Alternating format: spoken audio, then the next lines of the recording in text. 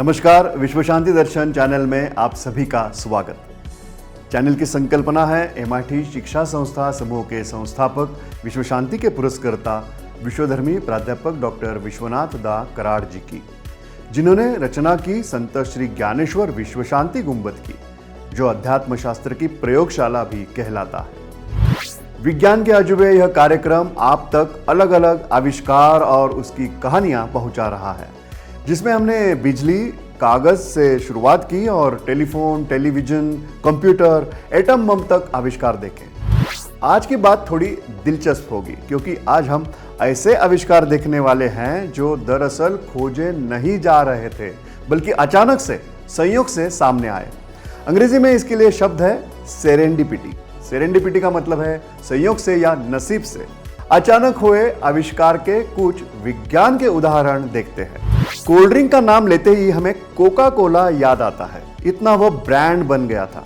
लेकिन ऐसी कोई पीने की चीज हो भी सकती है, यह संयोग से ही पता चला।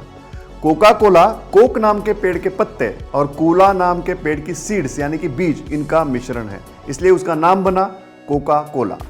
हुआ यह कि अमेरिका के अटलांटा शहर में एक फार्मासिस्ट थे, जॉन पेम्पटन। दरअसल वह एक सिरदर्द की दवा बना रहे थे। साल था 1886। उन्होंने एक औषधि सिरप बनाया। उसमें कोक पौधे से निकाले गए अर्क, जिसमें थोड़ी मात्रा में कोकेन होता था, और कोला के सीड से निकाला गया कैफीन मिलाया। इस सिरप को वे दवा की तरह बेचते थे। एक दिन गलती से उस सिरप में कार्बोनेटेड पानी यानी कि सोडा वाटर मिला दिया गया। पहले जमाने में तो सोडा वाटर ही एक पेय जैसे पॉपुलर था, मगर यह जो पेय बन गया था वह लाजवाब था।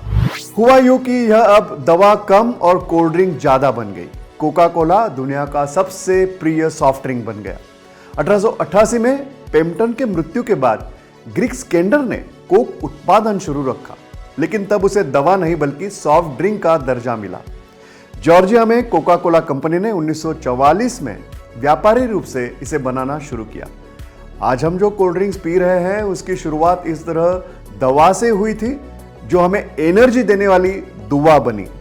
हाँ, मगर मैं जानता हूं कि आजकल उसके भी सेहत पर विपरीत परिणाम हो रहे हैं, इसलिए उसे न पीना ही सेहत के लिए बेहतर है। कॉर्नफ्लेक्स की खोज भी एक रोचक घटना थी। रोचक तो होगी ही, क्योंकि खाने की जो बात है। तो यह कहानी है साल 1894 की। अमेरिका के मिशिगन में दो भाई रहते थे, डॉक्टर जॉन केलॉग और विल केलॉग। जी हाँ, केलॉग, जिस ब्रांड से आज हमें कॉर्नफ्लेक्स मिलते हैं। ये दोनों एक स्वास्थ्य केंद्र चलाते थे। एक दिन विल ने गेहूं का आटा उबाल कर रखा, लेकिन गलती से उसे कुछ समय के लिए वैसे ही छोड़ दिया। थोड़ी देर बाद उन्हें समझा कि अब यह खाना मुश्किल है। जो किया था उसे ठीक भी करना था, क्योंकि वो वैसे बेकार जाता। तो उन्होंने गेहूं के टुकड़े निकाल कर बेक किया।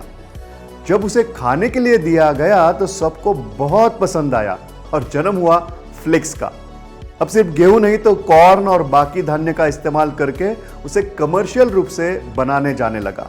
विल केलॉग ने इस आइडिया को बिजनेस में बदल दिया और केलॉग्स कंपनी शुरू की, जो आज भी दुनिया की सबसे बड़ी ब्रेकफास्ट सीरियल कंपनियों में से एक है। खाने की चीजों का ऐसा अचानक हुआ आविष्कार तो हमें अच्छा ही लगेगा, मगर मेडिकल या वैद्यकीय क्षेत्र में भी कुछ आविष्कार ऐसे ही हुए। एक्सरे की अचानक खोज तो एक अच्छा उदाहरण है कि पति पत्नी के झगड़े भी संशोधन का कारण बन सकते हैं। हुआ यूं कि कैथोड रे पर सालों से एक्सपेरिमेंट कर रहे थे विल्हेम रॉन्टगन। एक बंद कांच की नली में बहुत कम दबाव वाली गैस पर प्रयोग शुरू थे। उन्होंने देखा कि ट्यूब शुरू करने के बाद ट्यूब पूरी तरह से ढकी होने पर भी पास रखी एक फ्लोरोसेंट स्क्रीन चमकती थी। इसका मतलब था कि कोई अदृश्य किरण निकल रही थी। रॉन्टगन ने उन्हें एक्स-रेज नाम दिया, क्योंकि एक्स माने अज्ञात। उन्हें पता नहीं था कि ये किरणें वास्तव में क्या थी।